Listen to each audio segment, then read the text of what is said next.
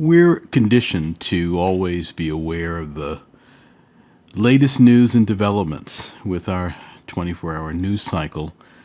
That means we're always tuned into bad news, particularly right now with public health, the economy, political infighting, and the social unrest that we've seen. It's always in the headlines. I am admittedly a news junkie and have for many years read 3 to 5 newspapers a day, online these days, mostly focused on business, entrepreneurship, the arts, culture. But I've had to cut back my consumption because these days it comes from every angle. That is the bad news. I found that shifting my mind away from what's going on to what I want going on is a much better use of my precious mind power. Thinking back to what has been most beneficial to my well-being and the goals I've desired in my life, it has been thinking long-term and keeping my mind on the state of what I want. Big goals, small goals, even if it seems a ways off. Sometimes people struggle with finding the path to what they want.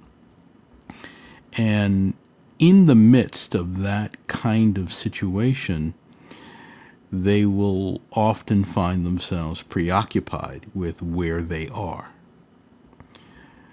Well, you have to ask yourself, where are you right now? You're limiting your activities.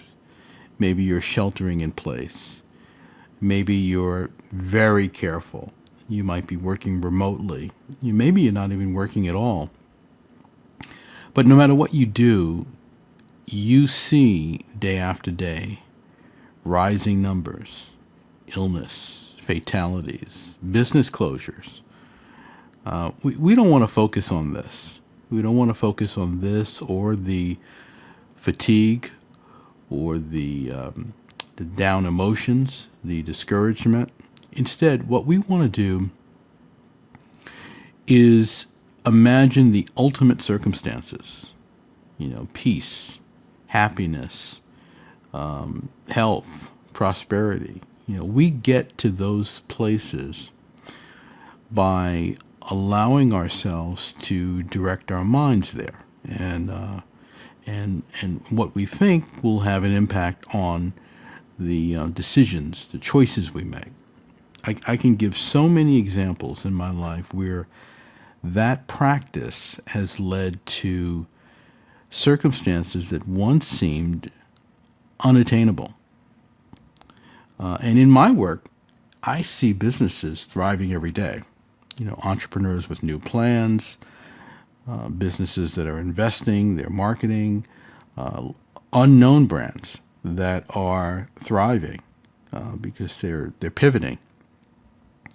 So most people want something better in their life. They whatever that might be. But they don't typically transport themselves to that place mentally. So instead, they stay stuck in their circumstances. But the combination of going where you want to be mentally and then taking whatever steps you can take is the best way to get there. I've done it all my life, and I've learned from watching others. I also see how you can slow progress down. I've seen people desire things in their life and business and actually turn away people and circumstances that present themselves because they're so stuck in the circumstances of the moment that they can't see that this is an opening. I know I used to myself have these openings and question, is this the right move? Is there a better opportunity? Should I take this person up on the opportunity? On the flip side, I've been in the opening.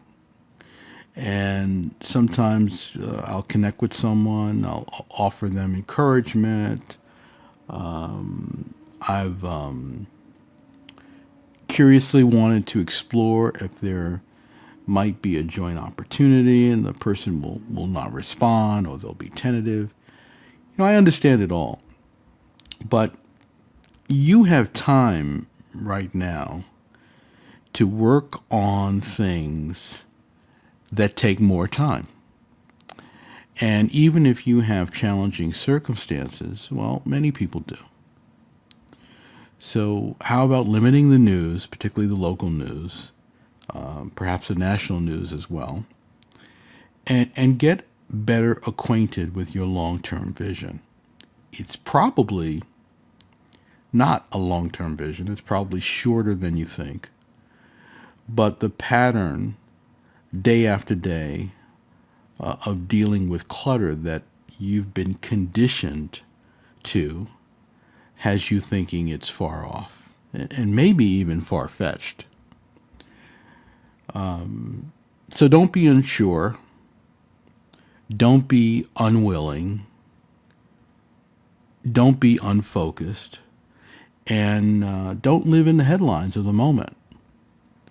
Live in the vision.